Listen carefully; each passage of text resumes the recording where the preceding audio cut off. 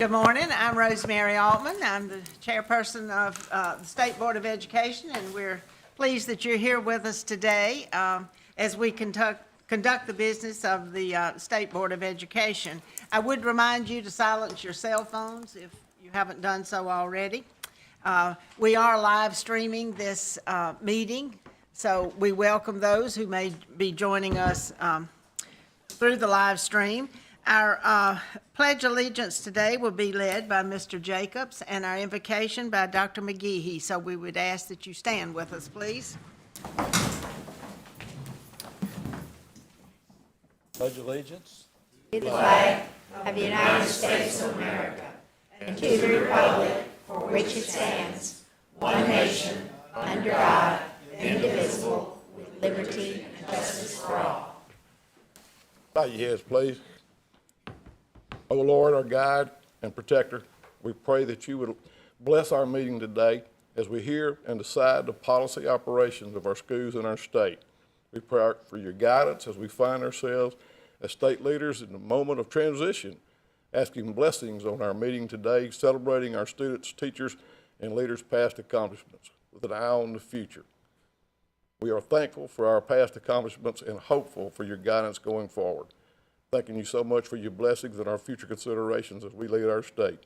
In your name we pray. Amen. Amen.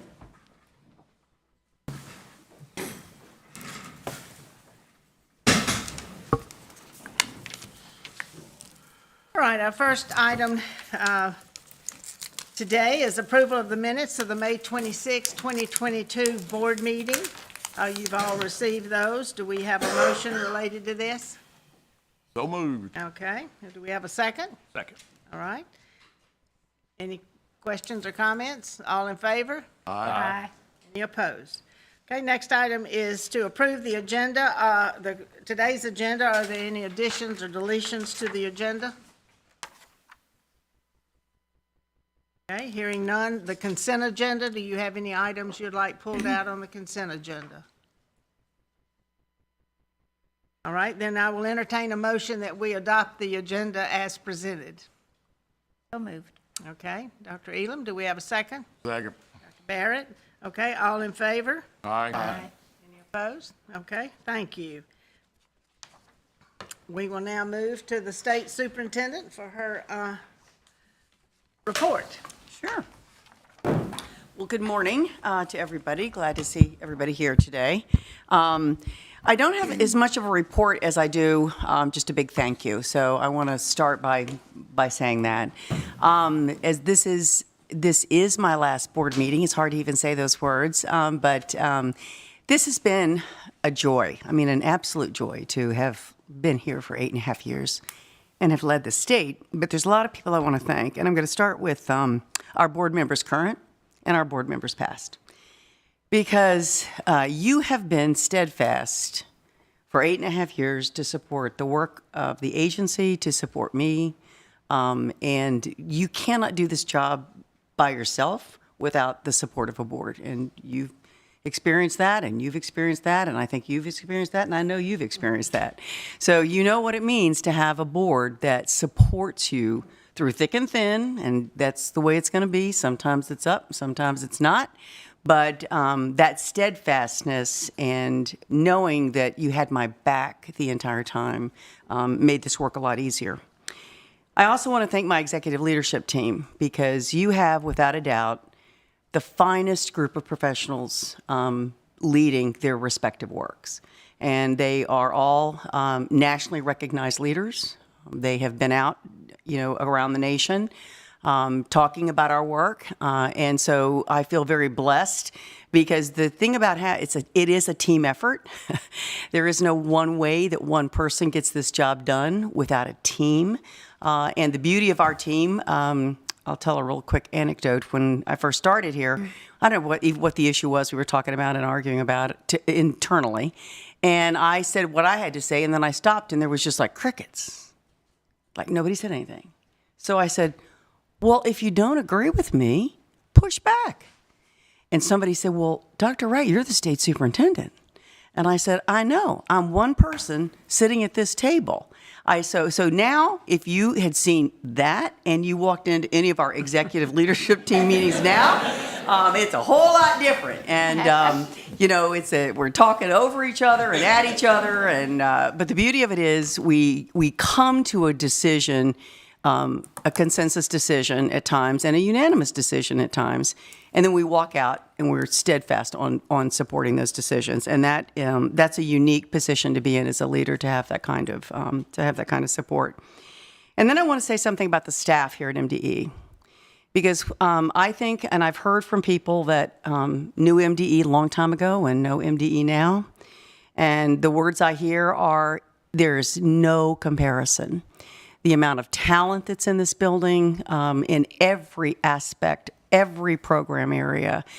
That's the beauty of having that strength around you, because I don't then need to worry about that. That's like things you cross off your list as a leader. Nope, not worrying about that because so-and-so's in charge. Not worrying about that because so-and-so's in charge. And then you keep in touch with them. And I think this is a part that I think the staff had to get a little used to with me at the beginning, was because I'm kind of in the weeds kind of girl, and I don't usually fly at the 30,000-foot level. So I think once they got used to me asking lots of questions, about what was going on, now they're used to that. They're used to me saying, well, tell me about that, or tell me about this, or let's meet and talk about that. But you've got so much talent here in support of our districts, and I think that's where we are. We have stepped forward. We are not a compliance organization, although we have compliance responsibilities. Our job is to be in support of our districts and our teachers and our leaders across the state. And I think I feel very strongly about that, and very proud of the staff that we have here. And then I want to thank Governor Reeves, because even when Governor Reeves was Lieutenant Governor, you talk about somebody that met with me on a regular basis, still does, just over there about 2 weeks ago, wanting to know what was going on, wanting to know how he could support. Anytime he speaks, he's great about calling and saying, just give me the latest talking points, because he wants to make sure that he is out there talking about the great work that's happening around our state. So I really want to thank him for that. And I want to thank, obviously, the Speaker and the Lieutenant Governor, because you can't do this work without both chambers agreeing on a whole lot. And then I want to say something about our ed chairs. You talk about outstanding people. When I first got here, Gray Tollison was the Senate ed chair, and John Moore was the House ed chair. And they embraced me, this girl from the North, with open arms. And they were just so committed to doing whatever was needed to be done to get education moving forward. And John Moore told this story to me when I first got here, and I've never forgotten it because of where we are now. He said, you know what my dream is? He said, my dream is to see all these planes landing in Jackson, wanting to know how Mississippi accomplished what it accomplished. He goes, that's my dream. He told me that in 2013, 2014. And now, 2022, we're up to 21 states that we have consulted with because of our work. Almost half the United States. That's huge. So for John, I'm just so happy to be able to be here to say, yeah, we did this. We've got a ways to go. We know that, but we are nowhere where we were, and a lot to be thankful for. And so Gray Tollison, John Moore, Richard Bennett, Dennis DeBar stepped right in behind them. And I got to tell you, if you've been over to the House side, Richard's got all of his flags up and all of his banners up, and he's just like a proud dad, with what's been happening. And Dennis has been so supportive in the Senate. I mean, it's just wonderful that you're not fighting those battles. I've said to them, I think in the past, people were trying to legislate education to get better. And you can't legislate education to get better. It's just hard work, and making sure that we're supporting the teachers and leaders across the state who do this work on a daily basis. And all of my ed chairs got that. Like, it wasn't, there was, what do you need from us? That was really the term, what do you need from us? And so that's been very helpful. But when you think about where we were and where we are, and I cannot say enough about the teachers and leaders across the state. You guys have heard me say that over and over and over again. They're the magic that make this happen. They're the people with boots on the ground. We're here to support their every effort. And when I just recapped last night When I first got here, we were 50th in the nation. We were at the bottom. And that's when I first heard that phrase that I'm now going nanny, nanny, doo-doo to anybody that says it anymore. Thank God for Mississippi, right? Well, the thank God for Mississippi was because all these states around us didn't have to worry about being last. Well, now that's not the case. We're now 35th in the nation. Governor asked me, what would you be doing next? I said, well, there's 34 people above me. I'd be keep on climbing because we've got a ways to go, but we are at 35th in the nation. And that story really needs to be told. When Quality Counts ranked us in 2013, we were an F. We're now a C. They have given us for the past 3 years, Quality Counts Education Week's annual report, we've been rated the second most improved state in the nation for 3 consecutive years. That's during COVID, people. 3 consecutive years, Mississippi has been ranked number 2. And when I think about our early childhood efforts, way back when people were saying, what do you mean early childhood? We don't need no early childhood. And now when you think about what we've done with early childhood and how the children have benefited from these strong programs, we're only one of 5 states in the nation that meets all 10 quality indicators from the National Institute of Early Education Research. So our early childhood people, now we think about the amount of money that the legislature has appropriated, and I need to pause and say that. The legislature has been so supportive of the monies that we have been given. Because as I said to you folks yesterday, we don't ask for money for us at MDE. We ask for money to support our initiatives across the state. And they've been very good about what is it that you need and then helping us get there. I think, I remember the story in 2019 when our NAEP results came out. The governor, lieutenant governor at the time, but the governor said he was in a hotel room somewhere in the Midwest. And on the front page was Mississippi ranks number 1 in the nation for their gains in 4th grade reading and 4th grade math. He said his jaw dropped. He said he never thought he would see that kind of a headline for Mississippi. But that was really the proof of the pudding. And I'm not going to be the spoiler. I only wish I were going to be here when you guys see the results of the assessment that comes out of 2022, because we've got the preliminary results. So I'll just say that. But I do want to say, we've done an awful lot for the children of the state. And I do say that we say we, because it is us. It is all of us. It is our board. It is our leadership across the street. It is the staff here. It's everybody believing in their heart of hearts that children can do and will do what you tell them they can do and will do, and give them the support to get there. And our kids, we've proven that. Our kids are as capable as anybody else. And to think that we were interviewing our new student representative or candidates for that, these are the kids that are going to be leading our future. And let me tell you what, we're in good hands. We're in excellent hands with the children of this state. So I just want to say, I'll close, and I just want to say thank you so much for giving me the opportunity. Thank you.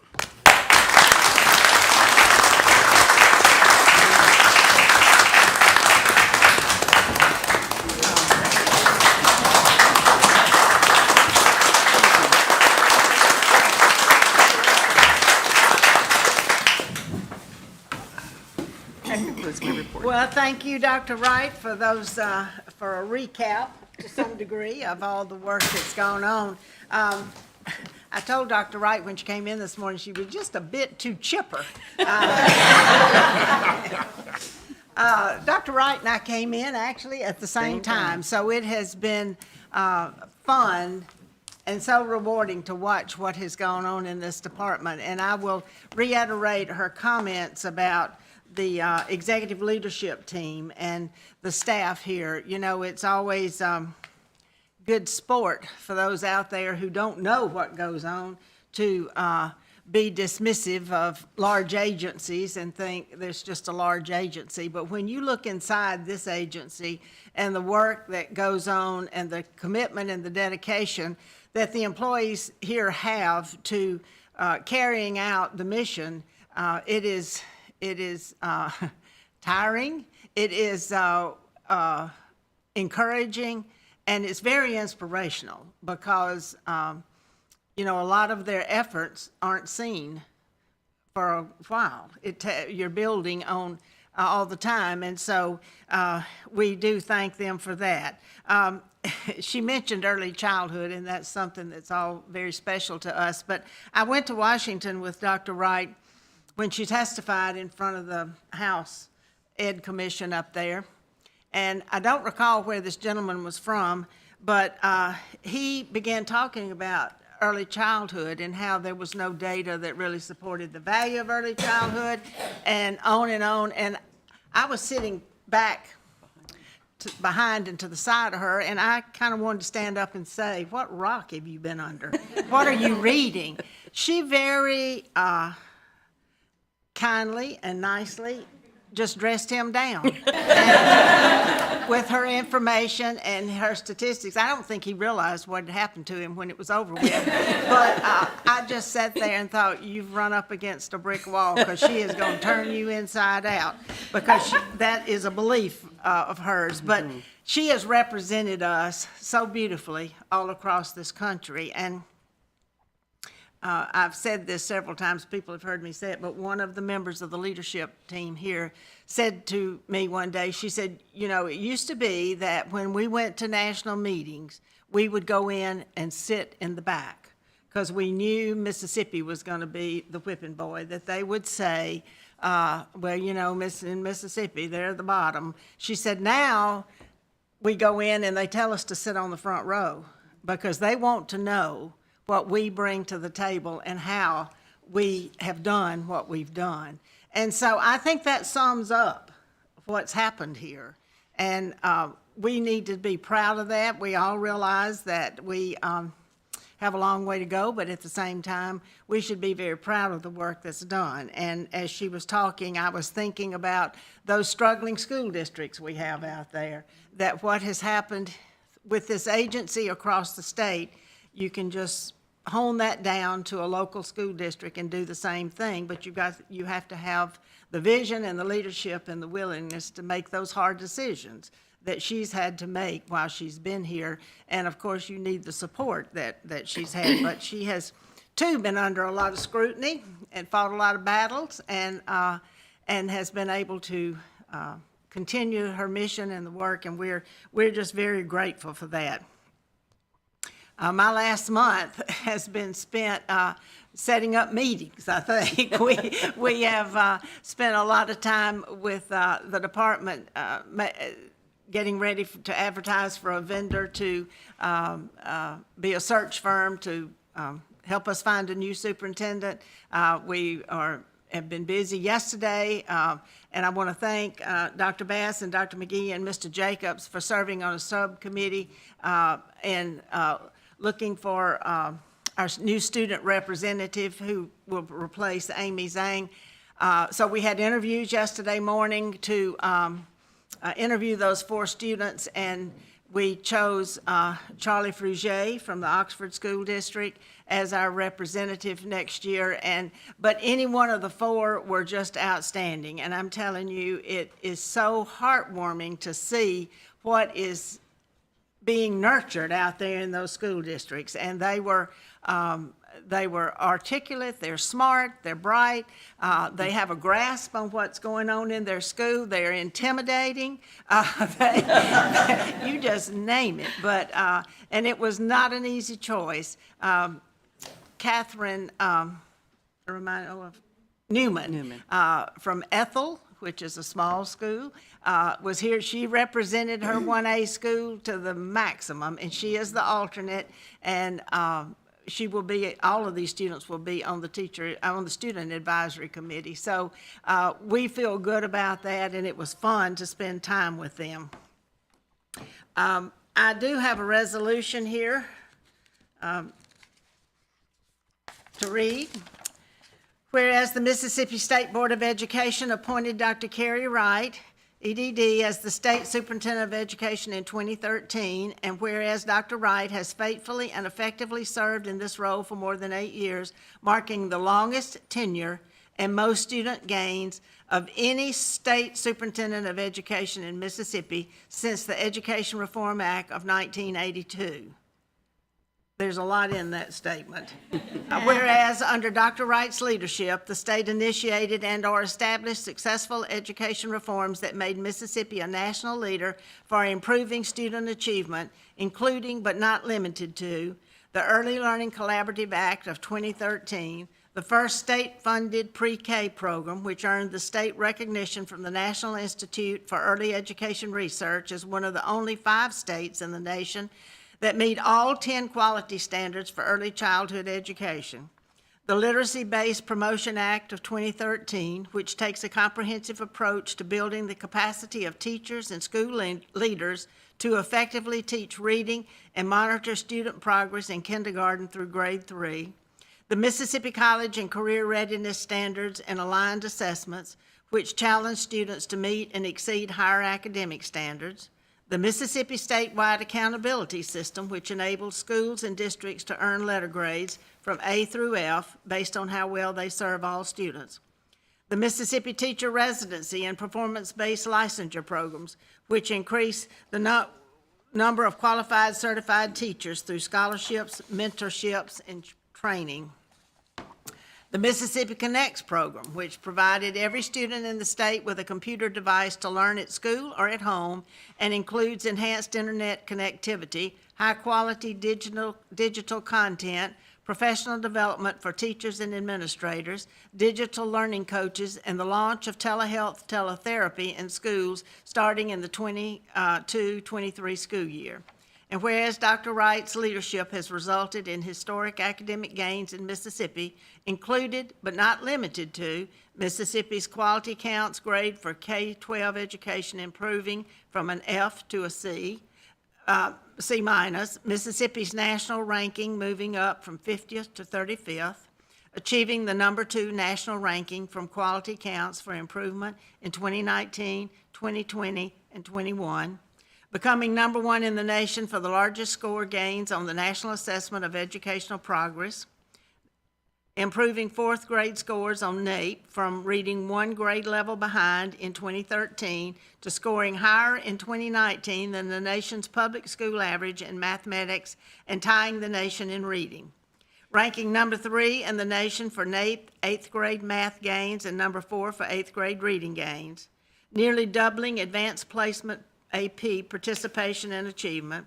reducing the statewide dropout rate from 13.9% to a historic low of 8.5%, increasing the graduation rate from 75.5% to 88.4%, higher than the national average, and more than doubling the graduation rate for students with disabilities from 23.2% to 59.9%. Whereas Dr. Wright has shared her expertise in advancing the field of education by serving as an active member and leader of numerous national and state boards and organizations, notably the National Assessment Governing Board since 2019, by representing Mississippi's early literacy strategy and success to at least 21 states across the nation that requested advice to emulate Mississippi's literacy accomplishments, and by giving more than 140 presentations and speeches at educational forums nationally and in Mississippi, and whereas Dr. Wright has garnered respect and admiration for her professional leadership from educational stakeholders nationally and throughout Mississippi, including students, parents, teachers, administrators, legislative leaders, educational advocates, and leadership within the Mississippi Department of Education. And whereas Dr. Wright never wavered from her belief that all children in Mississippi could learn and succeed, and her leadership improved educational opportunities and outcomes for a generation of Mississippi students, therefore be it resolved that on this, the 16th day of June, 2022, the Mississippi State Board of Education recognizes Dr. Carrie Wright for her contributions to the Mississippi State Board of Education and the advancement of public education in the state of Mississippi and the nation. Well, Dr. Wright, this resolution will be a permanent resolution for you, and it's, well, about wore me out reading it. It's just thumbnail of all the work that she's done, and there's no way to adequately thank you except to say you can leave this state at the end of the month knowing that you've made the difference in the lives of the children of Mississippi. And that's what it should, that was your mission when you came here. So, thank you so much.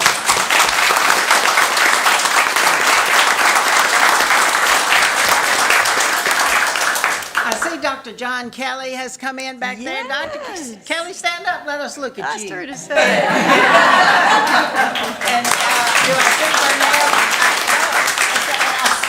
I see his wife Burnell back there. And his daughter. Well, I can't see. Oh, yeah, there's the daughter. Dr. Kelly actually served as chairman of our board and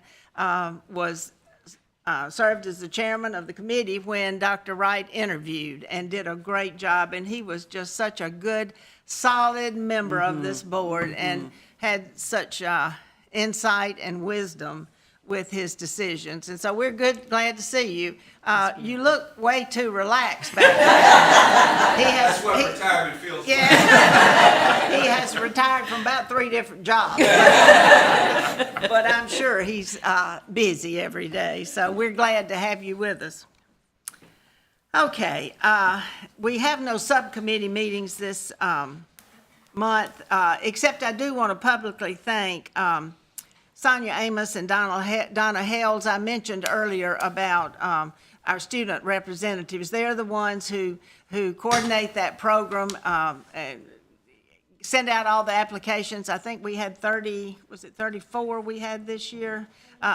37 applicants.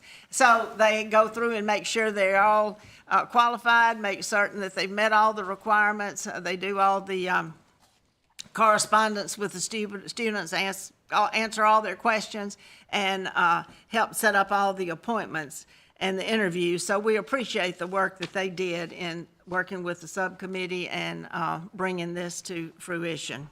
Micah Hill is not with us today. She's our student representative. Micah, our senior representative. Micah is in the governor's school at Ole Miss, so she is otherwise busy today. And Mrs. Werner is out of town, so she's not with us either today. Okay. Our first item on the agenda, Dr. Benton, is overview of digital learning services and support.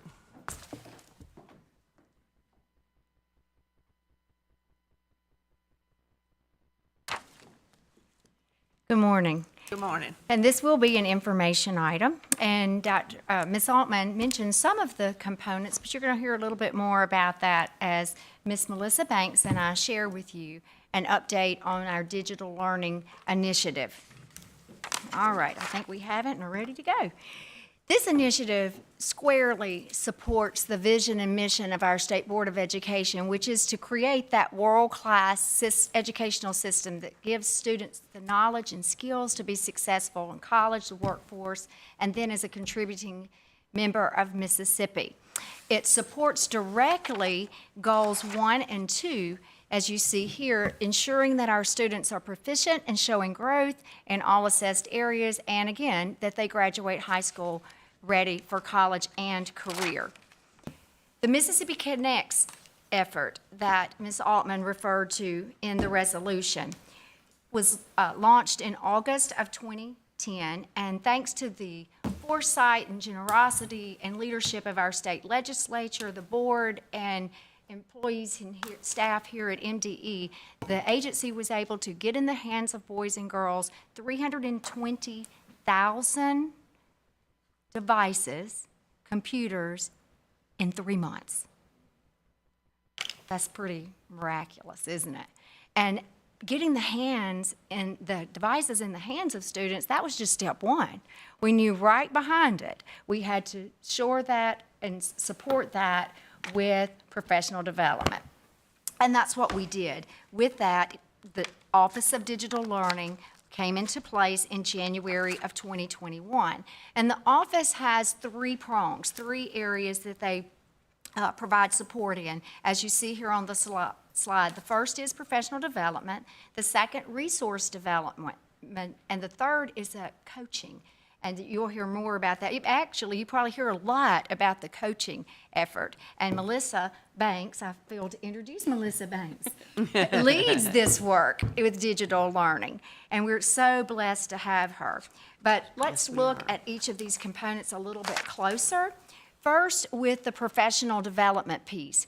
That's designed to give districts and schools technical assistance on demand. When they call, we respond. Melissa and her team, and she's going to tell you more about that team in just a few moments, but they reach out, and it's one call, that's all. And we try to be all things to them and help support their, answer their questions, and then us pose questions to prompt their thinking around the deployment and use of technology in the classroom.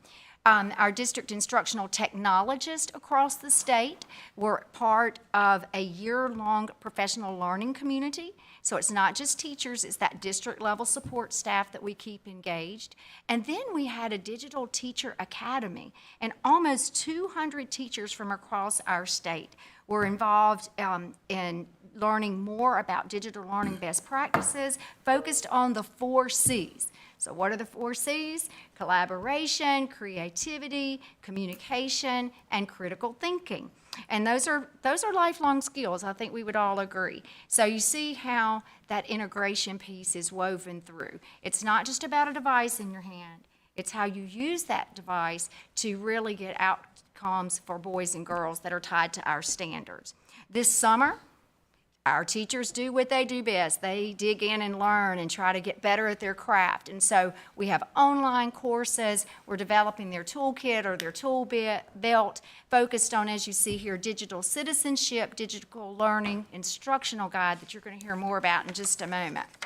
And then the second prong to our work is on resource development. And here you see 4 tools that we have distributed to the field. One is the best practice tool, and again, I don't want to steal Melissa's thunder. She's going to share that with us. We've developed something called Digital Learning Best Practices Deep Dives. We talk to teachers about going deep with learning and the standards, not just that 30,000-foot view, but as Dr. Wright said, getting down to the weeds. What does that really mean, and what does that look like? And so that's what that resource is designed to do. A rubric for principals. What should you see and hear in classrooms when you walk through related to digital learning? And then finally, the Digital Learning Instructional Guide. And you found it, and I see Mr. Jacobs has it open there. This beautiful document is more than just a beautiful document. It's a tool. It's a tool that can help teachers, and I want to turn that over to Melissa to tell you more about this wonderful resource. Yes, thank you so much, Dr. Benton. So, board members and Dr. Wright, you do have a hard copy of the Digital Learning Instructional Guide with you today. Since our creation of this office in January of 2021, we have been talking a lot with district leaders, with administrators, with teachers, and even internally here within the department. And we very quickly realized that everyone had a slightly different view and understanding of what digital learning actually is. So our first goal with the Digital Learning Instructional Guide was to define digital learning, create a statewide definition of digital learning so that all of our stakeholders could have a common understanding of that term and what we mean when we say digital learning. The second portion of the guide is dedicated to the digital learning components. We then broke digital learning down into 5 key components. You can see a visual of that up here on the screen. These 5 components are all interconnected and all should be present for effective digital learning to take place. I'm going to run through the components really quickly, but we're going to start with digital citizenship because it is the foundation of digital learning. Students need to be able to easily and safely use these devices and these digital tools, and they need to understand healthy screen time habits. Next, just like with any other materials that we use in the classroom, we want to ensure that all of the digital content and the digital tools are aligned to our grade level standards. The third component is our students being active learners in our classrooms and using technology to engage with the teacher engage with the content in new and transformative ways, and also to engage with their peers. Next, we know that formative assessment and feedback are critical for students to succeed. And so we talk about how you can use technology in those areas to get that real-time feedback, that real-time data that both the teachers and the students can use. And then last, but most certainly not least, is accessibility. Technology really can be a powerful tool in the hands of teachers and students to help give whatever support students need to be successful. The third portion of the instructional guide is actually an implementation continuum where we help teachers and principals walk through this idea of implementation with all 5 of these components and get a better understanding of where they currently are, where they want to be, and resources, supports, and quick wins to help them get to where they want to be. And we also make connections to the teacher growth rubric and other MDE initiatives. The last support offered by our office is the Digital Learning Coach Program, which we've hinted at throughout this presentation. So what the Digital Learning Coaches are currently funded by ESSER funds, and we based the coaching program off of all of the other wonderful and incredibly successful coaching programs that we have here at the department. With our coaching program, principals can apply to receive a digital learning coach in their school. If they're assigned a coach, that coach will provide these supports that you see on the screen. They will meet weekly with a cohort of 6 to 8 teachers, and these teachers can be any grade level, any subject area, and they provide classroom observations. They have coaching conferences to work with that teacher, provide supports, resources, and strategies, collaborative lesson planning, modeling, and co-teaching. And then they also offer supports to the entire school. They work specifically with the administrator to create a digital learning action plan for the school and set school-wide technology goals. And then based on those school-wide technology goals, they will provide school-wide professional development sessions and also lead professional learning communities. So in June of 2021, we hired 22 full-time and part-time coaches. We were able this past school year to serve 62 schools across the state and 29 districts and directly supported 340 cohort teachers. You can see here a map of where those districts are located throughout the state.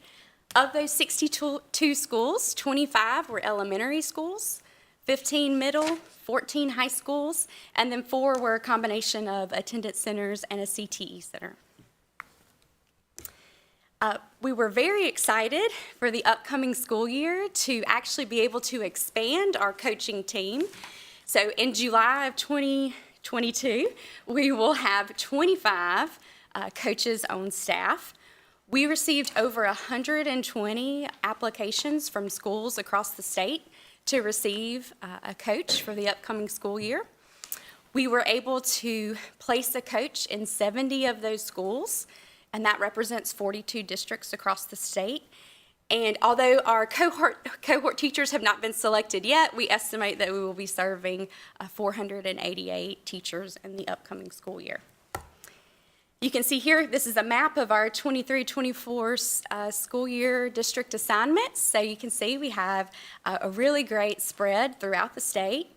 Of those 70 schools, 23 are elementary, 18 are middle, 21 are high schools, 8 are attendance centers, and we're actually very excited this year. We're going to be supporting an alternative school and the Mississippi School for the Deaf and Blind. So we're very excited about those opportunities. And now I believe we're going to transition to a video that's going to highlight some of our coaches and the schools that we served this past year. And as that's teeing up, Melissa mentioned that there were more schools that applied than were able to serve, but I want you to know that all schools will have access to resources such as this and some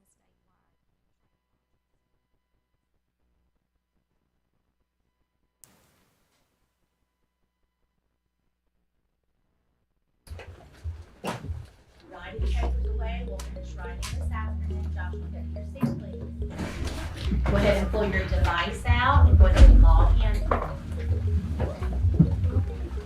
My name is is Patty Bartley, and I teach first grade here at Cook. When I was selected, I got the email from Lakin that, I was going to have a digital coach come in. I thought, ooh, what does that mean? I don't really use technology a whole lot unless I'm forced to. And so I was real nervous to start off. And a couple of my coworkers were like, I'm so glad they picked you because I don't know how to use technology. And so I think we kind of we're nervous about technology because for us as teachers, I use my Promethean board all day long, but that's me using it as a tool. It's not my children using technology. And so it's kind of allowed me to share with my coworkers, hey y'all, I tried this. It's super easy. It's not hard. And so it kind of bleeds into their classrooms as well. And I'm just glad we've gotten that opportunity. So being able to see technology in action. So we have resources that we've been given by our district, and we go to trainings, but not being able to actually see that with 6 and 7 year olds and knowing kind of can they do it has been, I guess, my biggest drawback for the reasons I haven't done it in the past and I haven't used that technology in the past. So just having somebody who can come in and either she introduces me to new technology and says, hey, why don't you try this, kind of like she did with Kahoot. I had heard of Kahoot for years, but I was like, I don't think my kids can do that. And so she came in and we played, a couple of the fun ones, and I was like, okay, that's simple. So that was easy to implement. And then she brought in Nearpod, and like I said, we've had trainings. I knew how to do it. I just didn't know that it was going to be beneficial and not just a waste of time. And so actually seeing how I could use that in my classroom been amazing. I'm Lakin Kirk. I'm a digital learning coach for the Mississippi Department of Education. I serve 4 different schools and I have 23 teachers that I support at each of those schools. 3 of my schools are within Columbus School District and 1 is in Knox City County. I meet with teachers bi-weekly in person and bi-weekly virtually.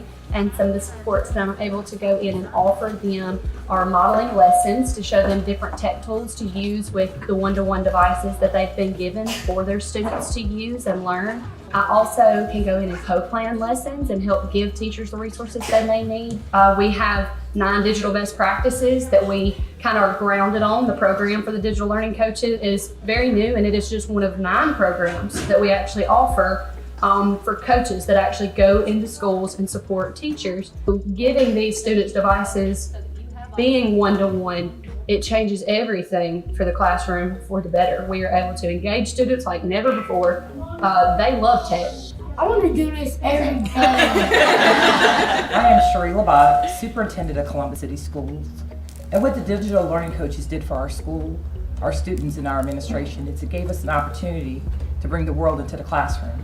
It gave us the support to continue to improve student outcomes. But most importantly, as we became a one-to-one district overnight, it gave us an opportunity to innovate and to bring more technology resources to our students. We're very proud of the initiative, and we're grateful to the Mississippi Department of Education, our legislators in the great state of Mississippi for helping Columbus City Schools move forward. Thank you. My name is Dr. Brandian Bufford. I am principal here at Laurel High School. This is my first year here at the high school, so I was super excited. When the opportunity came across my desk to have a digital learning coach here on campus, for me it was a no-brainer. I love technology. I think that it's a key component to student success, but also teacher success. Of course, I was excited about the opportunity to bring someone in to be able to support the campus in a much different level.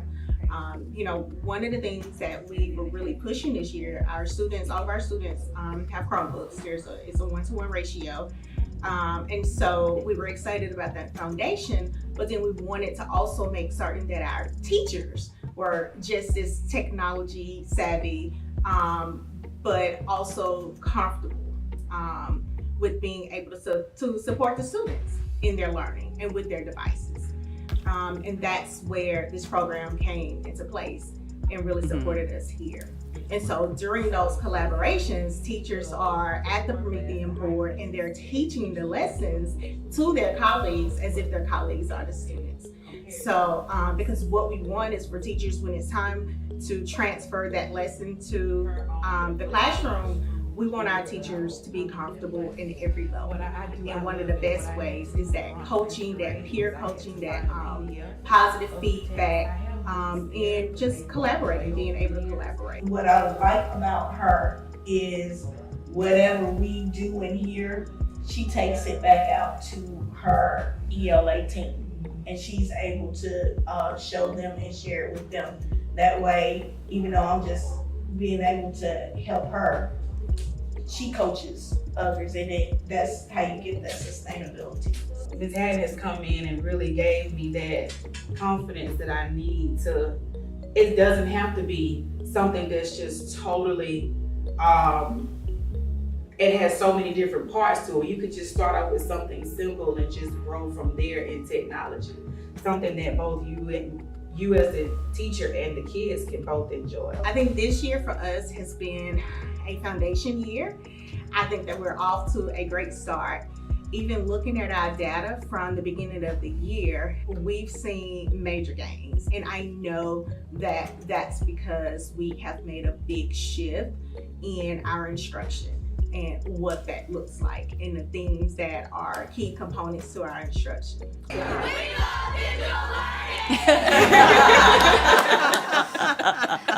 know where that was made. I remember that, yes.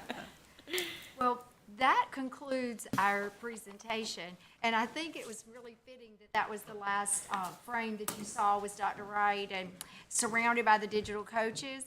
You also have in front of you the list, a little booklet that includes a snippet about all of our coaches. Dr. Wright shared a few months back in her report just about how powerful that session was when not only the digital coaches, All our but coaches. coaches from all of our different offices came together. I mean, you could just feel the energy in the room. But this is something that now you can have and see at a glance just how your decisions are impacting boys and girls through these coaching initiatives. So Yeah, I do want to make one comment about this. So, God love Melissa, because Melissa had a full-time job.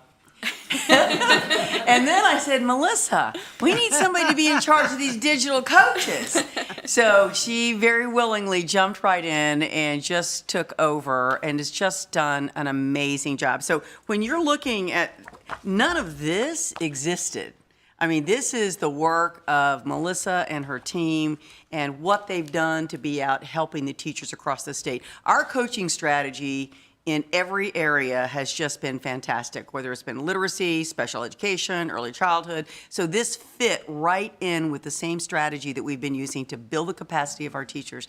But Melissa, I just have to say, you know, I've been more than pleasantly surprised by what you guys have been doing and really appreciate your leadership in this area. I really don't believe there's another state that's doing what we're doing. I think there's other states that have bought the devices, but that's like step one. Then it's like, now then, how do we make sure our teachers know how to use these devices? And you hear that through their voices. When I was during COVID and I was meeting with the Teachers Advisory Council, they were just like, we don't know how. It's not that we don't want to, it's just that we just don't know how. So we thought, well, there's a problem that needs to be solved. And so Melissa, God love her, jumped right into it. And also our professional development that we offered virtually in all of our content areas to this end. It's just so nice to see this kind of all coming together. So it's really been wonderful, Melissa. You've done a great job. Great job. Thank you for the opportunity. Thank you. Good answer, right?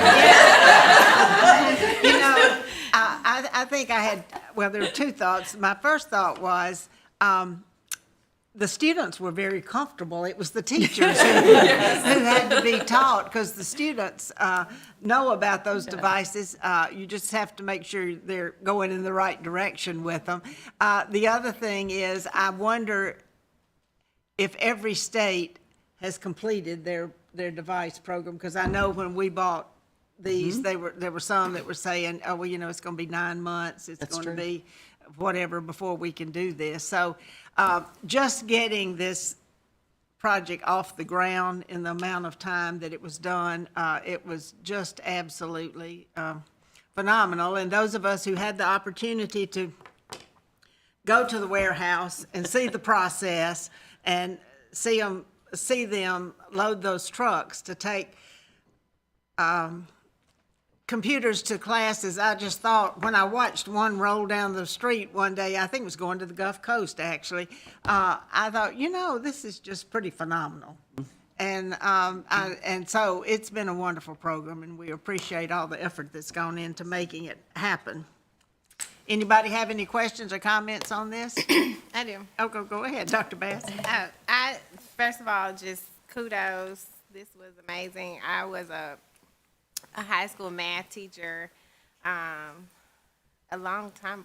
It was a long time ago, and I just remember a lot of struggles with even getting the laptop cart to the to the class and making sure that I had the right software and all of the chargers and all the things. So it just seems like we've moved like so far beyond that since the last time I was teaching in the classroom. I do have a question about how the teachers are, or the districts are selected. Is it based on like need or readiness? Yes, so it's actually a little bit of both. So again, the districts complete a questionnaire. We ask a lot of different things of the districts. We ask about their infrastructure capabilities, because we want to make sure that we're going into schools that can actually support all students using the devices. Just a side note, if we feel like their infrastructure is not able to support that, we do actually take those applications and we pass them over to our friends in OTSS who can go back and actually shore up and support at the district level. We also look at what other types of supports they have in place. So for example, if they already are receiving a lot of other coaching supports in the building, or if they have district level instructional technologists that can come and support their school. We like to say that while we want to support you, we feel like our services can be better used in other schools. So those are a lot of the big components that we look at. We also look at what policies and procedures they have in place. Again, is it going to be a place where we can go in and actually support the learning and support the teachers? So it's a pretty large application. We were actually a little nervous that principals would not want to complete it, but again, we had over 120 who completed it.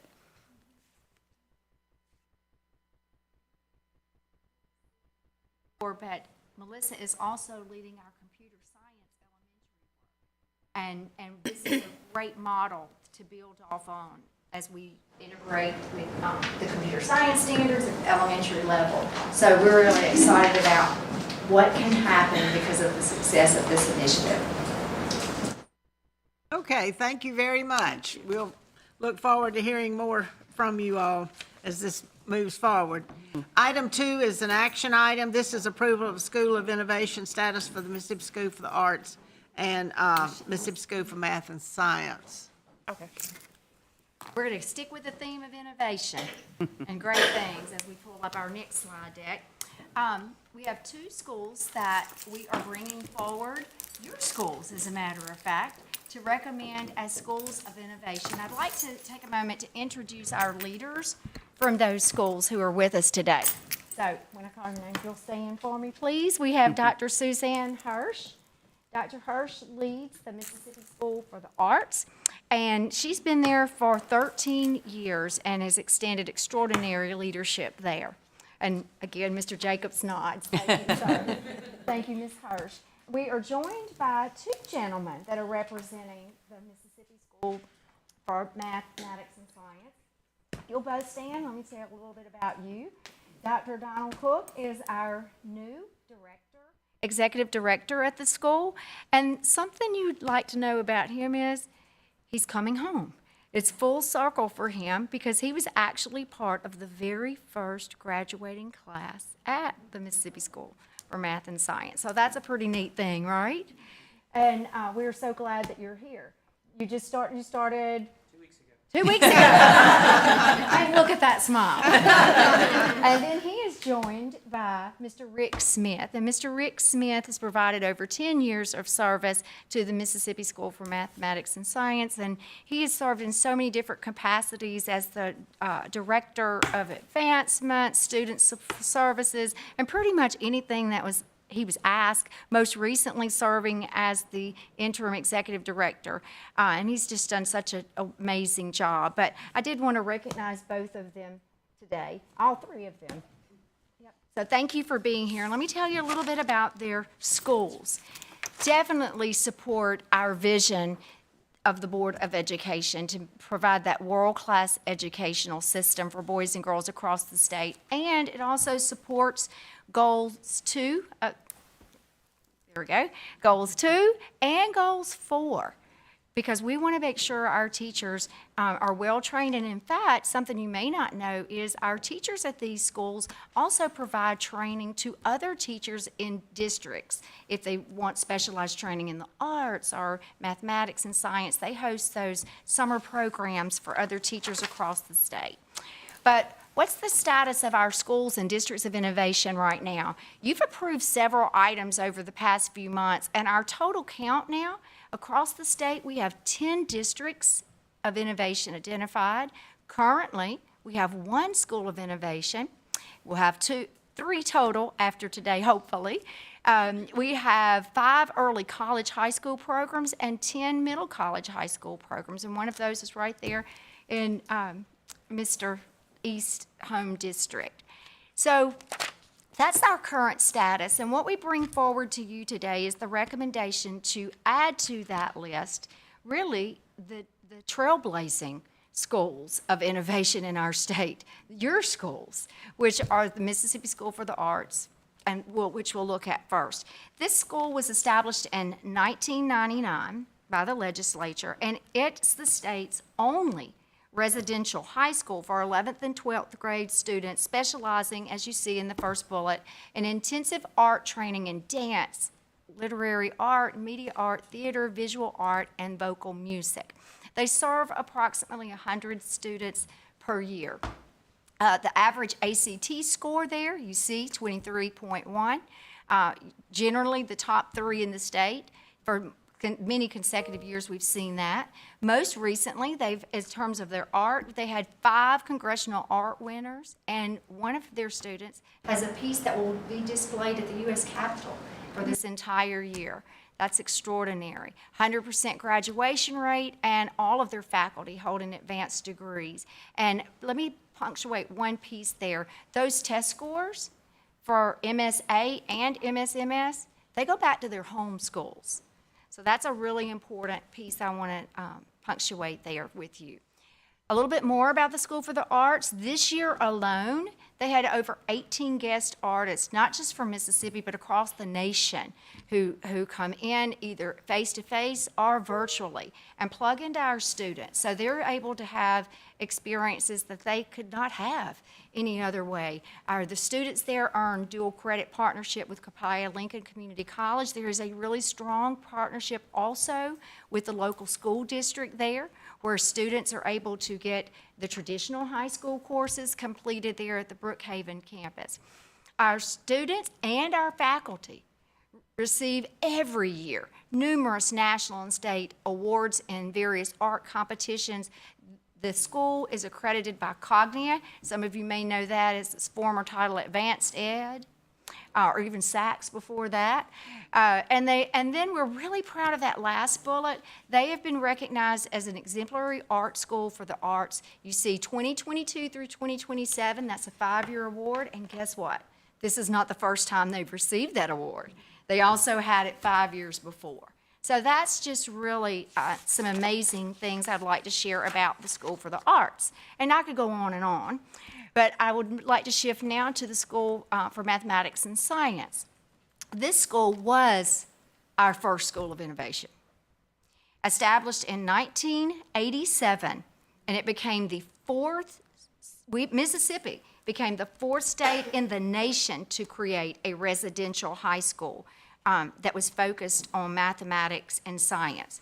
MSMS is located on the campus of the Mississippi University for Women in Columbus, and they have enjoyed such a positive, productive partnership for all these years. It's really a beautiful thing to see. Students apply in 10th grade to be accepted into the school. It's a really competitive process, and they go through a team, an evaluation, interviews, look at ACT scores and other things, their service in community, lots of different things before they're considered for acceptance. Currently, we're serving about 217 academically gifted and talented juniors and seniors from 54 Mississippi counties. You see here that we are recognized not only in-state, but also on a national platform.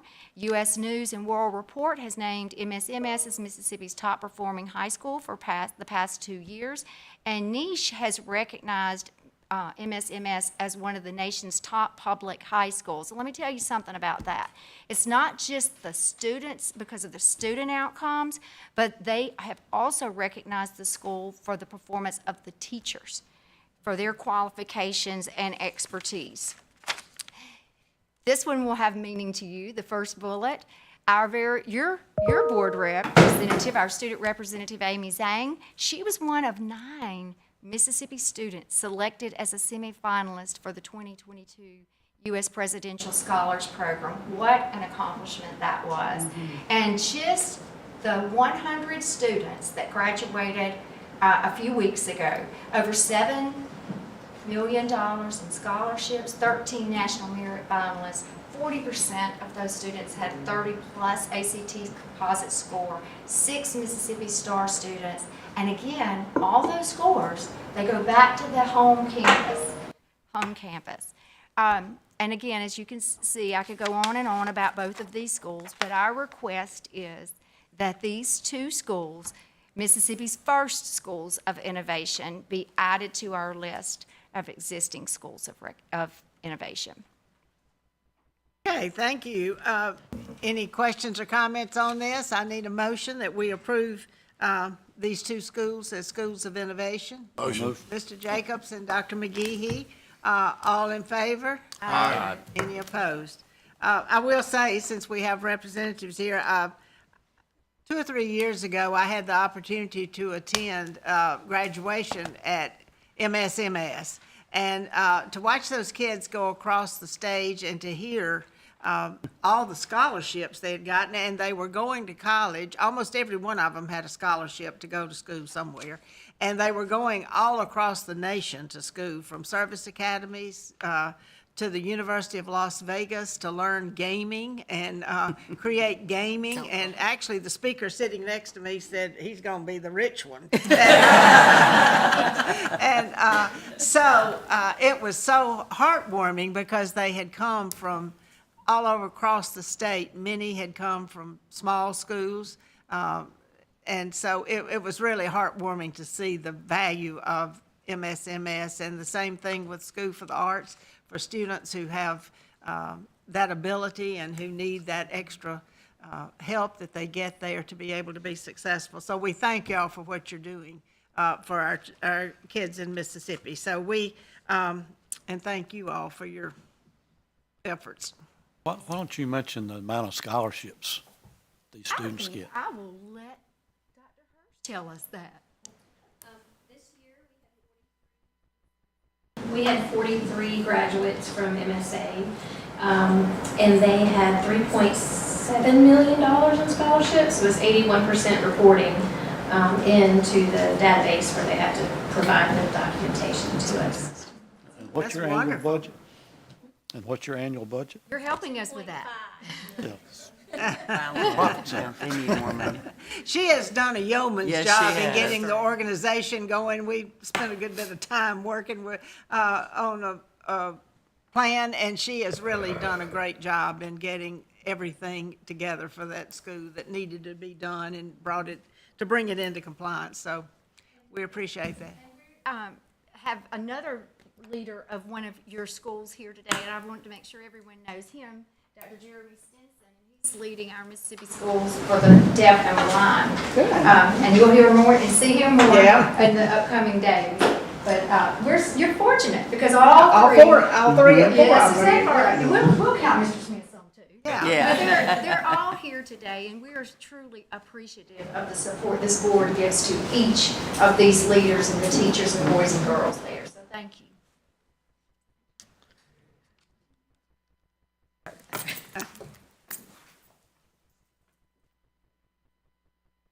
Okay, item 3 is to initiate the process to return the Tunica County School District to, back to the county. And Mr. Kent is going to, and Dr. Pulley is here. She is the superintendent currently in Tunica, I'm going to explain the process to you guys, so we know exactly, since this will be the first for many of you that are serving on the board, but this is a good news story, and we want to make sure that you understand exactly what happens moving forward. Mr. Kent? Good morning, Board. Is this thing working? Yes, it is. Okay. Loud and clear. All right. So, Dr. Wright is correct. The last time that the State Board dealt with this issue, I think Dr. Kelly was chairman at the time, and we were housed out at the WorldCom building. Yep. Ms. Altman, I think you and Dr. Elam were on the board as well, and we were going through the process to reconstitute the Aberdeen School District at that time. So, if I may, let me refer you to the backup materials and take you over to page 3. This is a copy of the statute 371713 that deals with the abolition of school districts and also reconstitution. And for the lawyers and the detail-oriented people on the board, make note of paragraph 4. This is the methodology that we are following in this particular case. It is also the methodology that we followed with Aberdeen.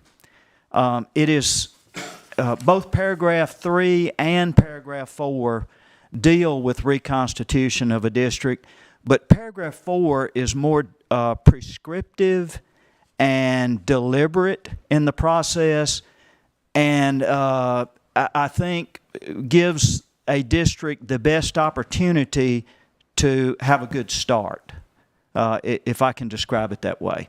And so now, if you don't mind, please turn to page 2 of your backup material. And you will notice in number 1 and 2 that the Tunica County School District was in state takeover back in 1997 and was returned to local control in 2002. Now, that was when we were under a different conservatorship model at that time. But so there is a sketchy history in the Tunica County School District. In July 9 of 2015, the Tunica District was placed in conservatorship for a second time, and Dr. Margie Pulley as the interim superintendent. I should have pointed to a paragraph back in the statute. One of the triggers for reconstitution is when a school district that is in conservatorship is a C rating, maintains a C rating for 5 consecutive years, then they're eligible for return to local control. Due to the hard work of this young lady sitting next to me, we are confident that we are going to be at that trigger. And so what we would like to do is, following the methodology that we used in Aberdeen, we're seeking permission to advertise for those interested in serving in the interim board. And the process is that people will fill out an application. They will submit it. It's a fairly detailed application. We will try to go through those, take a look at them, cull them, get down to a group that we will interview, and then bring that slate of candidates to you November of this year. If you approve them, they will begin serving in an advisory capacity only starting January of 2023. Let me move you down to item 12 on the timeline. You maintain control. Dr. Pulley, as your interim superintendent, maintains control in the district until you request in November of 2023 that the governor lift the state of emergency. And so we're looking at basically an 18-month period of time where we seek board members and then try to train them And then hopefully at the end of 2023, we have the Tunica County School District in a position to where we can hand it off with the best possible chance of success. That's as concise as I can be. That's good. Questions? Yes, sir. You mentioned, as the diagram shows, the sketchy history of Tunica County. Yes, sir. And Dr. Pulley, I'm certainly interested in your comments too. What gives you the confidence that they won't be back here again?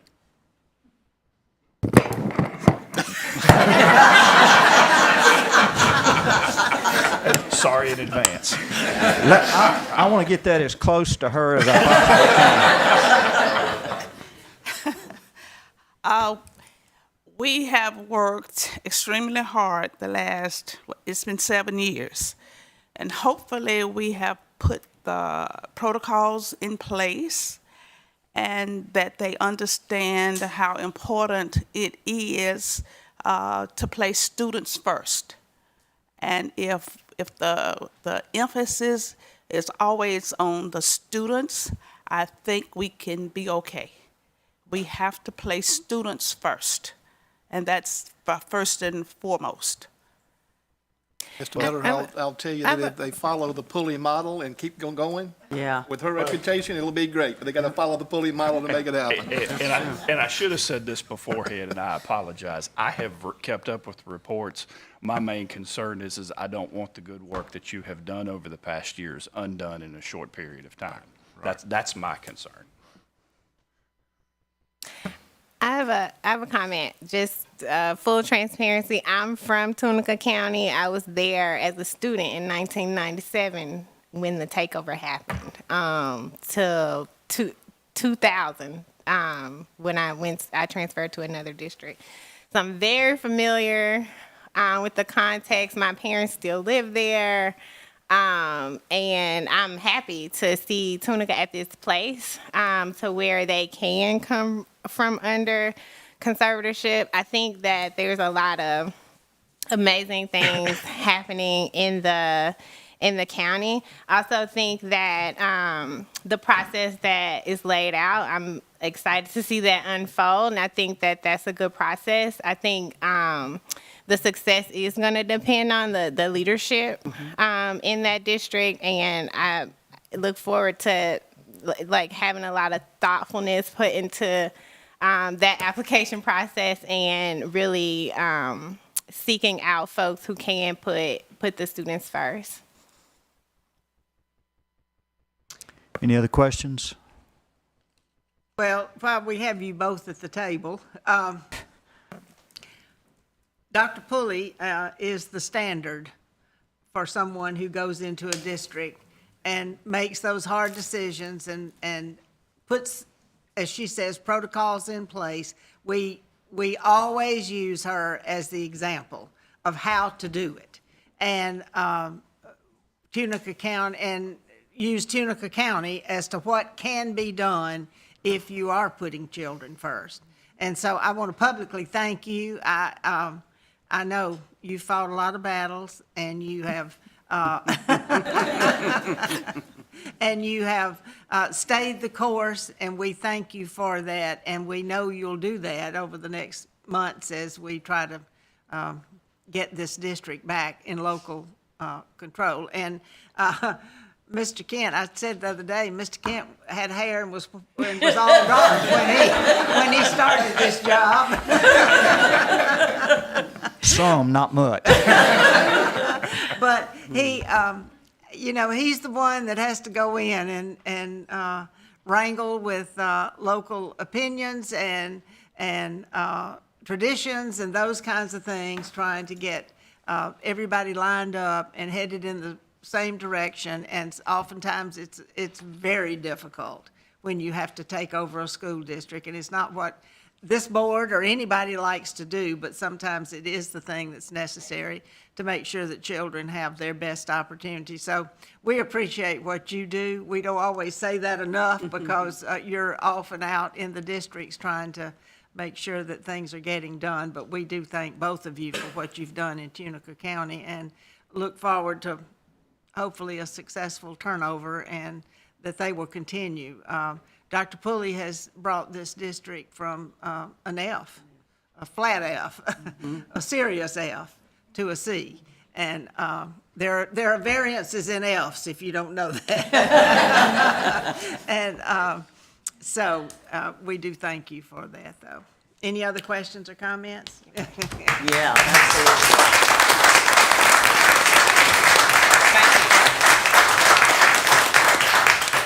So we do need a motion.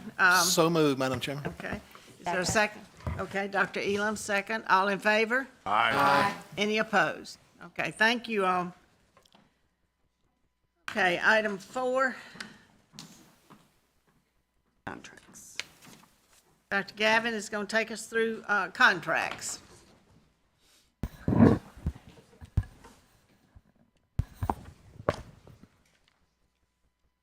Okay, good morning. We do have a few contracts coming before you. No new contracts. These are all renewals and a couple of modifications. Item 4A is our contract with NWEA to renew our services for grades 3 through 8 end of course assessment. And that is for $8.3 million for the upcoming year. And NWEA is the former Questar. Item 4B is to renew our contract with NWEA also. That is MAP A.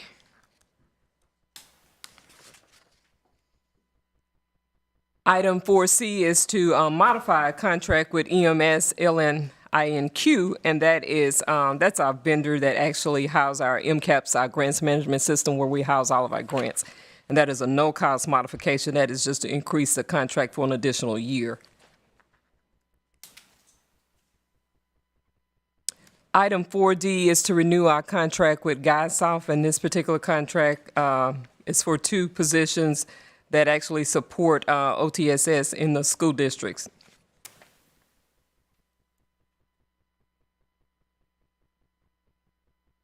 And item 4E is to renew a contract with Business Computers of Memphis. And this particular company provides technical support for our child nutrition school-based administrative claim system.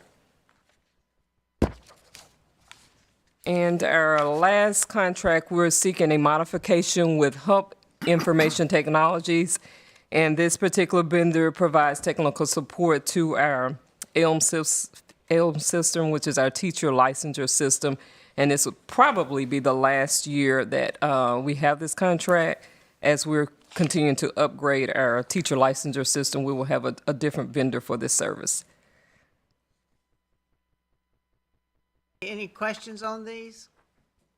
The NWEA, we had a 10-year contract with Questar. Yes, and this is year 8. Right. So we'll, at 10, do we totally redo this, or is it?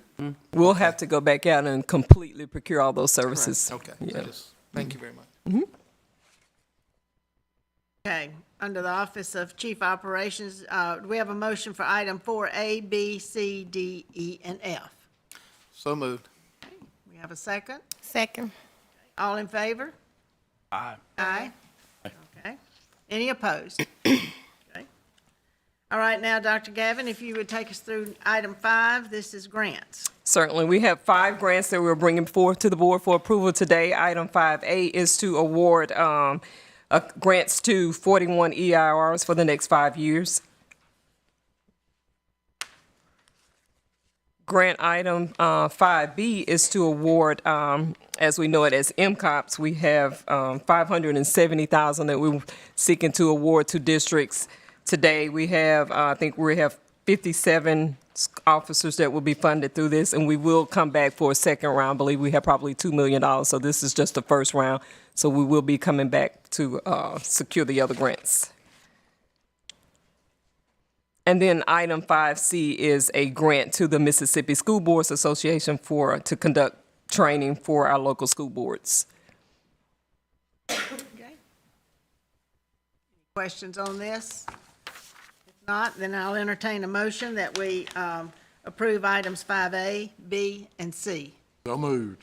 Okay, second? Okay, Dr. Elam, all in favor? Aye. Aye. Any opposed? Okay, the consent agenda, we have items A through N on the consent agenda. Any items that you have questions about?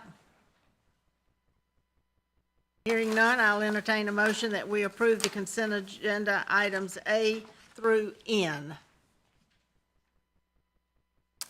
You have a motion?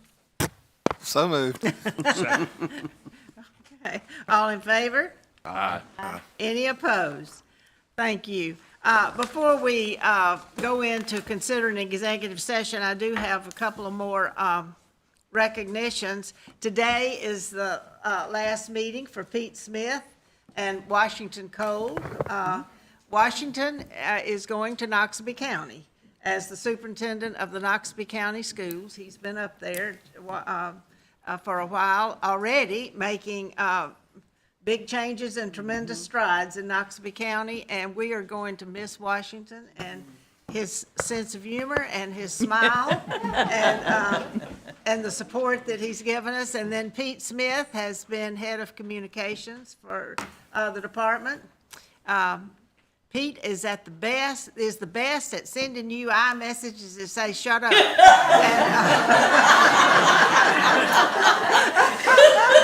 And he sent me more than one, I can tell you that. We get those a lot.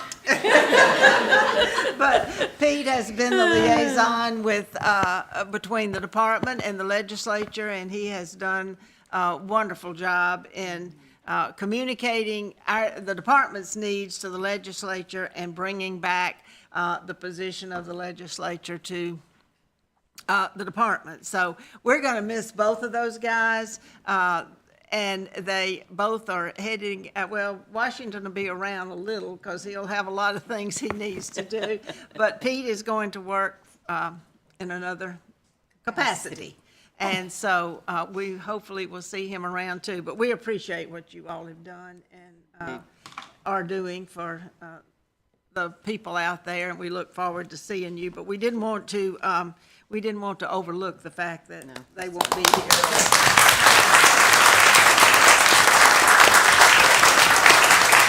Madam Chairman, I need Washington to look at Ronnie, myself, and Mike Kent so that he understands what he's really getting into in the superintendent. Amen. Pete, you're okay. I know what you're doing. Poor Washington. Well, he's taking on a big job, that's for sure.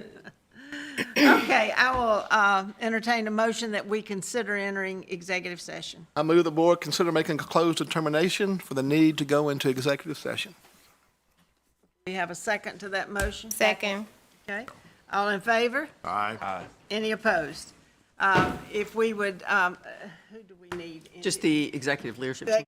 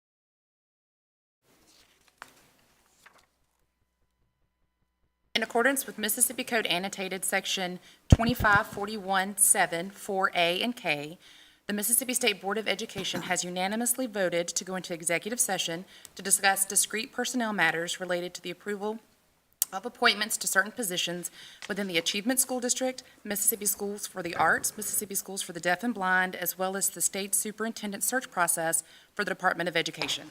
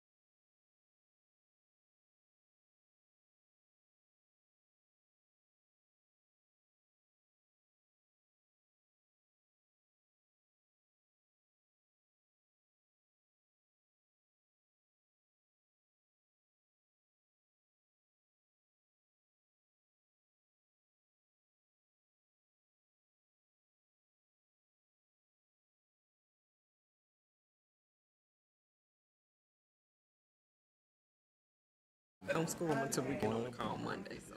Oh, good. They're not taking. No, my granddaughter.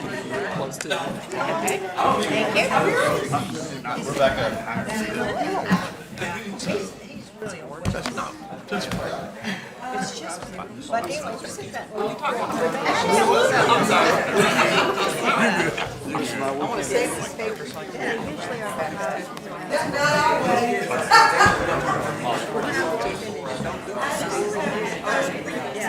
And so I made a picture of it and sent it to the board because we had been talking about it. And I said, you know, so what do you think? Like this, I'm gonna be mad. I just want to save it.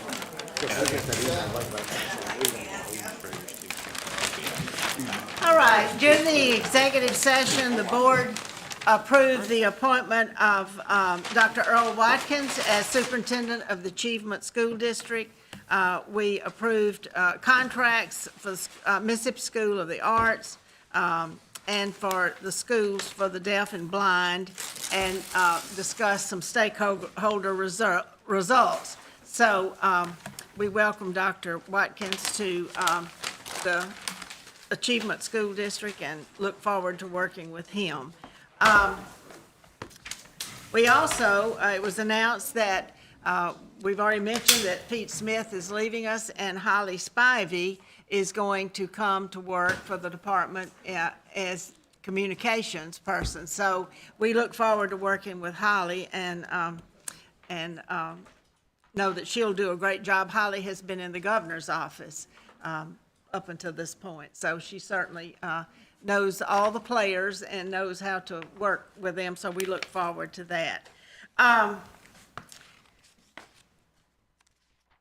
Let's see. Do we have a report on any meetings that anyone has attended other than the 206 we've had in the last month? I do. Oh, go ahead. I attended an introductory meeting with the National Association of State Boards of Education, NASB. I'm a part of the Early Literacy Work Group. Right. Good. That Ms. Ottman appointed me to. Gave you another little job. So it was just an introductory meeting. I got to meet folks from other states who will be on the work group with us, and we'll be meeting throughout the year. Good, yeah. Well, and I failed to mention that Micah Hill, our student representative, is going to serve on a student collaborative council for students across the country who are parts of state boards. They are, this is a new group they're forming to learn about developing policy, long-range planning, strategic planning, and those kinds of things. And so she wanted to be a part of that, so we have nominated her for that. And Dr. McGehee will serve as her mentor if she needs help on anything. And I will. Okay. Now, I'll talk to you about it. And so that's another contact that we have with other that the National School Boards has with the state of Mississippi, and Dr. Bass, of course, early childhood is her wheelhouse, so I know they'll both make a lot of contributions to that. All right, let's see what else we have to do here. We do have a couple of motions we need to make. We need to change the dates on some of our board meetings. So the first one is to change the date of the September 22 meeting from September 22nd to September 29th. So can we take these all in one motion, or we need, okay. And then the number 2 is to change the date of the October meeting from October 20 to October 27. And then the November meeting from November 17th to November 10th. So 2 of the meetings we're moving a week later, and 1 meeting we're moving a week earlier in November. So do we have a motion to make these changes to the meeting calendar? So moved. Okay. Mr. Jacobs and Dr. Elam. All in favor? Aye. Any opposed? Be sure and mark your calendars as such. The July board meeting will be held on July 21st 2022. We are moving to Ridgeland, to the Mississippi School Boards Association, which is at 380 Zurich Drive. We will begin our meeting at 10 o'clock. We're having to relocate because of construction will be going on in this building, replacing the roof and some other things. So until later notice, our board meetings will be held at the Mississippi School Board Association building. So those of you who attend the meetings, if you'll make note of that. Before we adjourn, that's the last item I have on the agenda, but before we adjourn, Communications has something they would like to bring to us. So we just wanted to provide, we put together a little video tribute for Dr. Wright. Well, for some of the leaders that she's had an opportunity to work with over the past 8 years. And so before we adjourned, Rosemary, we wanted to be able to show that video Okay. to the group. All right. But thanks to Jean and Corey and our communications team for getting this put together. You know, I'm just a good look.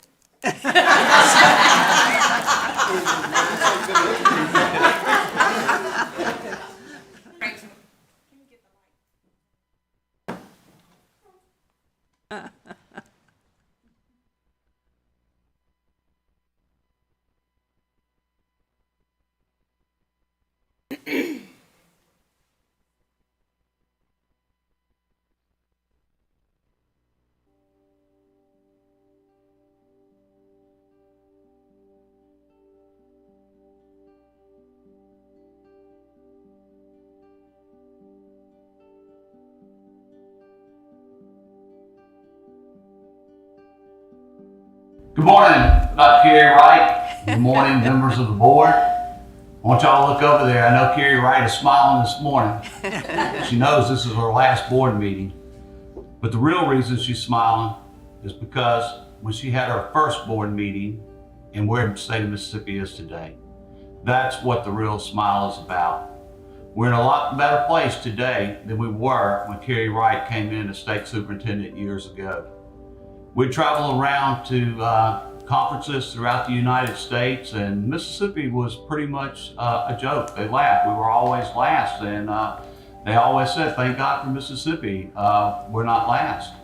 Well, that's not the case anymore. When we go around, we hear people talking about the Mississippi miracle all the time. I mean, we have come so far in the few years that Dr. Wright has been here. It's amazing how far we've come. And there's not a conference that we go to that they're not talking about this Mississippi miracle. And I appreciate it. And the state of Mississippi has definitely benefited from this, and our students have definitely benefited from this. And we continue to move in that direction, and I think you have us going in the right direction. And I want to thank you for that, Dr. Wright. From the very first time I've ever met you, I always knew that you had the children's interests at heart. I never doubted that. I'm gonna be honest with you though, there was a time or two when I questioned your judgment. I don't know if you remember that you and Pete Smith come bebopping over here to the legislature, and you had this book, Mississippi Succeeds. And I know it had a lot of good information about what's going on in the state of Mississippi. But you know what? When I opened this book, you had this guy as the centerfold. I'm like, come on, what is going on? So I never really got distracted, never really got to see what was in the book. But I know it was some good stuff. But I want to say this, in all seriousness, I want to thank you for what you do. I've got mixed feelings about you leaving. I know we're in a better place because of you, and I felt comfortable with you being over there as state superintendent. But on the other hand, I'm so happy for you that you're going to be able to go spend time with your family and your grandkids. There's nothing more important than family and grandkid. And that grandkid is going to benefit from you being there. Again, I wish you the best of luck. I appreciate you being my friend, and I wish you many blessings in life. Thank you, Dr. Wright, and let's keep in touch. Thank you. Dear friend and colleague, I knew this day would come, but wow, what a difference you have made here. It's been a privilege and a joy working with you to navigate the state education terrain that sometimes gets messy. You came with a vision and you are parting with a significant list of accomplishments, all for the benefit of Mississippi's children and, from my perspective, their ability to read. Thank you for being a steadfast companion on the road to making Mississippi a place that now leads the nation in knowing how to teach reading and proving that if adults all row in the same direction and with the right knowledge and tools, reading scores will rise. Thank you for taking a chance on our state and for honoring the work of the Barksdale Reading Institute that has been tending this vineyard well before your arrival. But together, this public-private venture has demonstrated the power of partnership in lifting a state off the bottom. Certainly others, like legislative leadership, have done their part, but there are many, many states that lack the vision and guts at the state education helm to break a few molds and move educators of all ranks to do what needs to be done. Thank you for recognizing the potential here and for working strategically and tirelessly to put into place the many pieces of a master plan that other states are now trying to emulate. So Godspeed to you, Carrie. And when you sit down to your first delicacy of Maryland crab legs, there won't be any hush puppies. So and know that we wish you all the best. Congratulations, Dr. Wright, on your retirement. I certainly look fondly to our time together while I was serving in the legislature, and thank you for all of your perseverance and working on behalf of the children of the state of Mississippi and educators. We accomplished a lot, and it certainly would not have happened if it had not been for your leadership as state superintendent. So I will always remember our times working together, and again, thank you. And if you're ever in Oxford, please look me up and we can talk about old times. So congratulations again. Every now and again, we have opportunities to interact with individuals who are making a difference each day in the lives of others. This is certainly true of the dedicated work of Dr. Carrie Wright during your tenure leading the Mississippi State Department of Education. The markers of educational success measured by Kids Count speak for themselves. The dramatic increase in high school graduation rates, the consistent kindergarten readiness scores as measured through the pre-K collaboratives, and the increase in pre-K funding are all indicators of Carrie's ability to work in partnership across a wide array of audiences. There was never a public speech or even a lunch or dinner among friends that Dr. Wright did not always credit students, parents, teachers, the legislature, and her team for the work that's been accomplished over the last 8 years. So today we are honoring you, and I'd like to close with the words of Fred Rogers. Mr. Rogers said, quote, "I hope you're proud of yourself for the times you said yes, when all it meant was extra work for you and was seemingly helpful only to someone else. If you could only sense how important you are to the lives of those you meet, how important you can be to the people you may never dream of, there is something of yourself that you leave at every meeting with another person." End quote. So Carrie, thank you and job well done. We will miss you. Carrie, I've had the privilege of working together with you as a colleague and as a client over these past 9 years. And I will tell you, the one characteristic that has stood out to me above and beyond everything else about you is your burning desire that any decision that's made is made in the best interest of students. Your focus, your laser focus on students and their well-being and their achievement has been very impressive to me, and I'm very appreciative of your efforts along those lines. We're going to miss you dearly. You've been a delightful partner to work with for educational advancement and achievement over these years, and we certainly wish you well. Thank you for leaving us better than you found us. Godspeed. Hello, Dr. Wright. I just want to say thank you for so much. All the things you've done for Mississippi. You've helped make such great strides for our kids, but also want to give you a special thanks for all the great work we did together during the COVID pandemic. Certainly the most challenging event I think we ever could have anticipated Wish you well going forward. You will be very much missed. And once again, thank you for the fantastic things you've done for our kids. Dr. Wright, congratulations on your retirement. Thank you for your service to Mississippi. You are leaving Mississippi in a much better place than when you arrived. Our students are achieving at unprecedented levels. Enjoy your retirement. You certainly deserve it. Dr. Wright, the people of Mississippi will forever be indebted to you for your incredible leadership and hard work in making our education system better for the children of this state. You've made it better to the point of receiving national recognition in recent years. One of the things that I have always admired about you is the fact that you insisted on making our system better for every child in every school district and every zip code.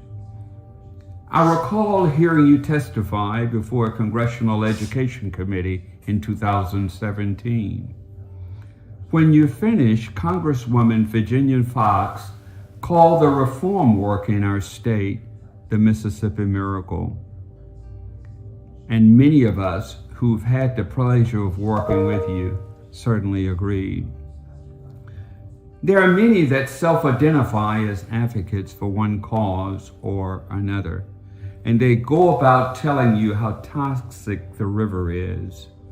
You didn't talk about how toxic the river was, but you set out to clean the river.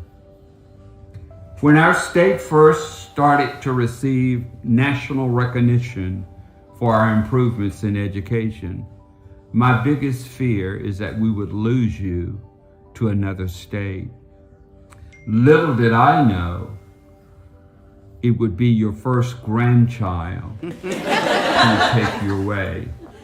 Andrew, you won this one. We can't compete. Dr. Wright, happy retirement. Hi, Carrie. It's my pleasure and my honor to get to say a little bit to you today as you move off into retirement. My hope is that, frankly, you'll do what most great educators do, and finding the one thing that they fail at is actually retirement. And find a way to keep you engaged, at least here at SREB, if not in Mississippi. But depending on where my little clip lands in, I'm sure the long list of people who are going to say wonderful things about you, and all of them earned, that there's probably not a lot I can add, but I can add this.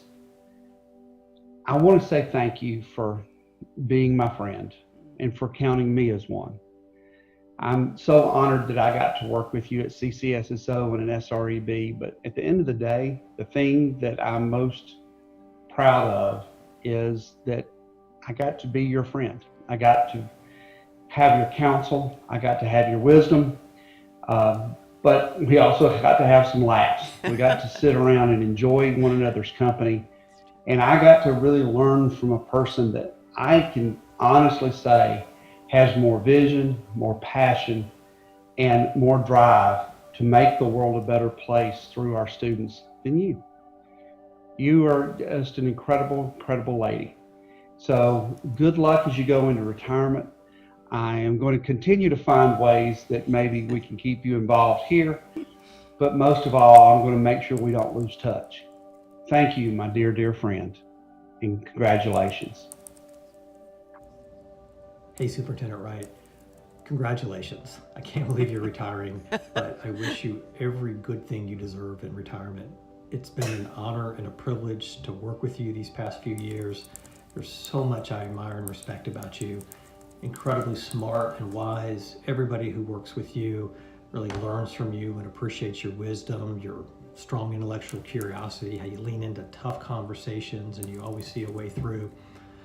You've got this strong moral compass and really clear set of principles and a courage of your convictions to enact your vision. You've always done what's best for students in Mississippi, and it shows. The results show. You've done great things for the state, and I know many people are in your debt.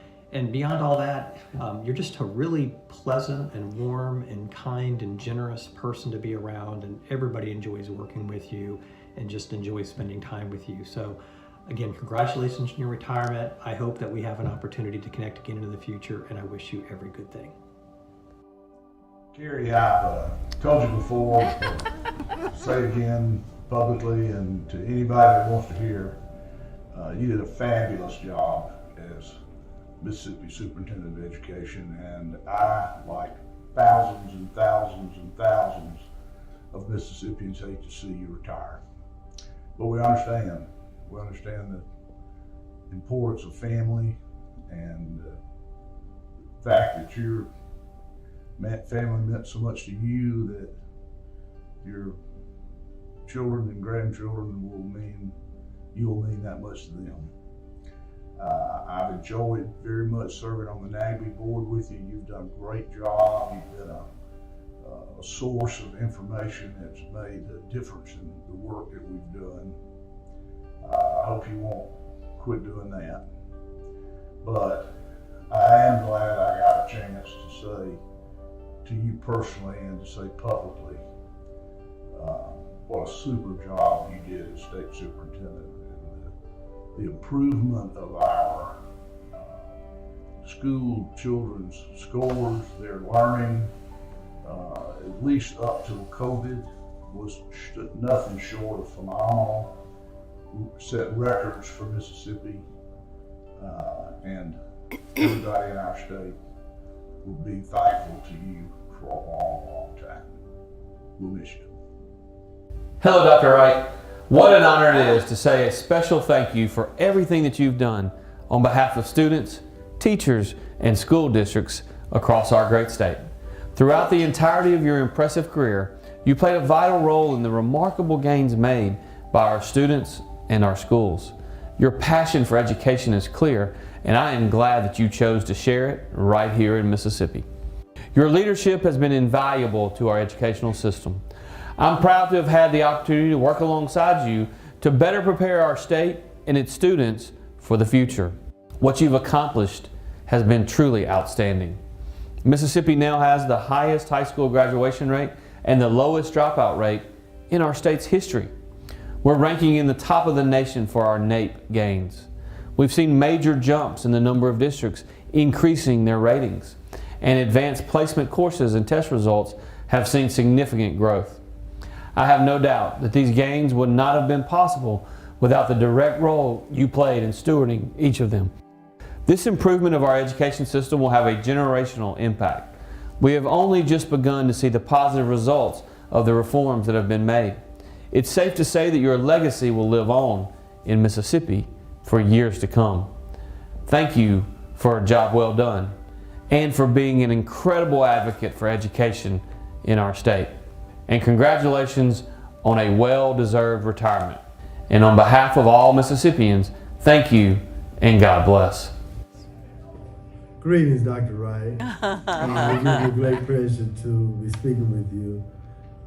I'd like to share with you a meeting, an opportunity that I had to be with you on December 13, 2013, one of our first trips together in the state.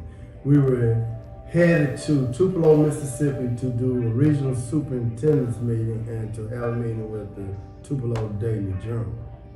And that night at dinner, you said, and I quote, "Washington, we can surely do this." And since that time, I'm reminded that Quality Count has us ranked number 2 for state improvement for the 2019, 2020, 2021 year. We were also number 2 in 2021 for closing 4th grade reading achievement gap between students in low-income families and their wealthier peers. I think when you got here in 2013, the state was an F in Quality Count. We moved to a C- under your leadership.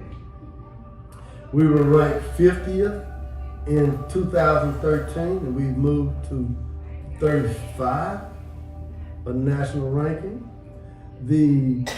On the NAEP National Assessment for Education Progress 2017 to 2019. We were #1 in the nation in 4th grade math games.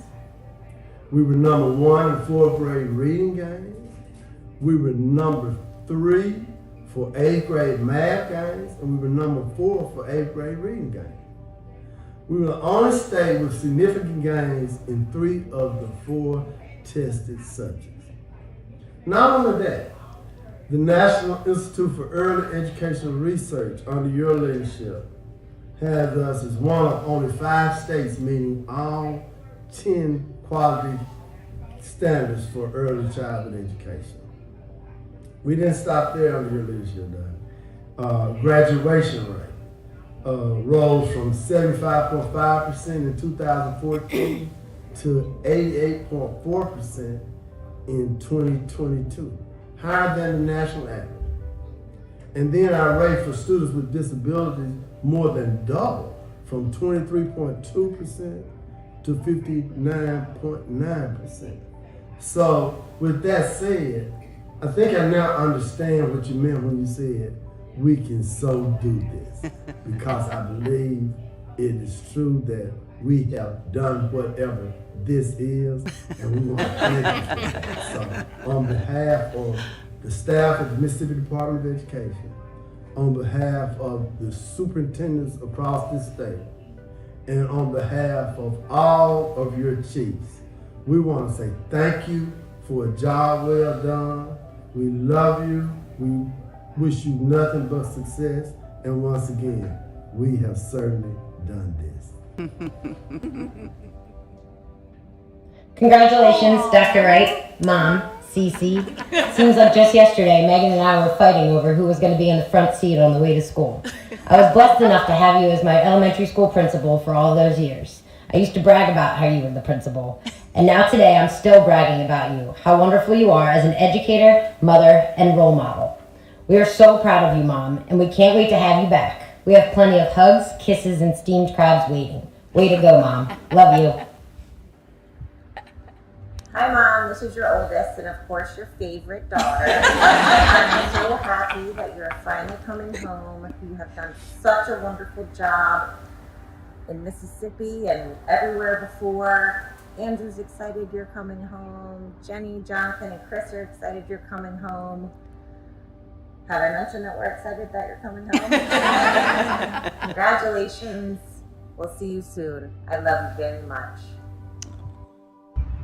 Oh, there he is. You're home.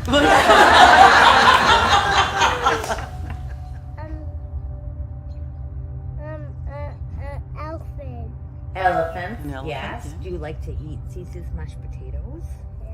Yeah. What else do you like to do with Cece? Do you like to splash in her tub? Can you look at the camera and say, I love you, Cece? I love you, Cece. You blow her a kiss? Nah.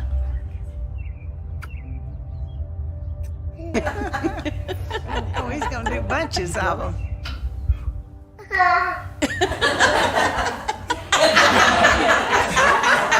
Cece, I want you. What do you mean? What did he say? I want you to read to me. Oh, read Yeah, to me. Aw, that's so nice. Thank you so much. great.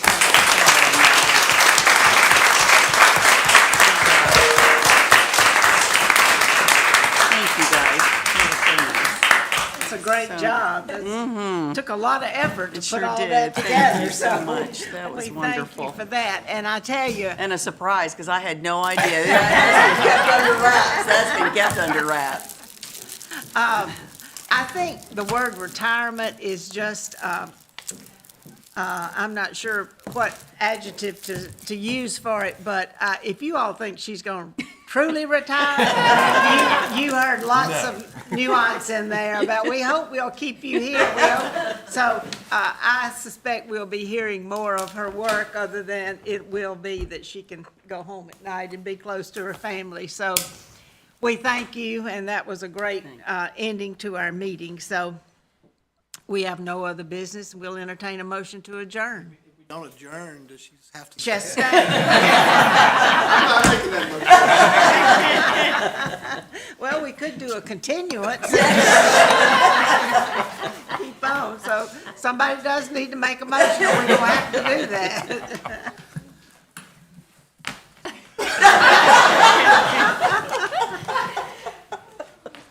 All right, so moved. Do we have a second? Yeah. Okay, all in favor? Thank you so much. It's been a good Thanks- meeting. Thanks to everybody that's here. Thank you for being here. Thank you.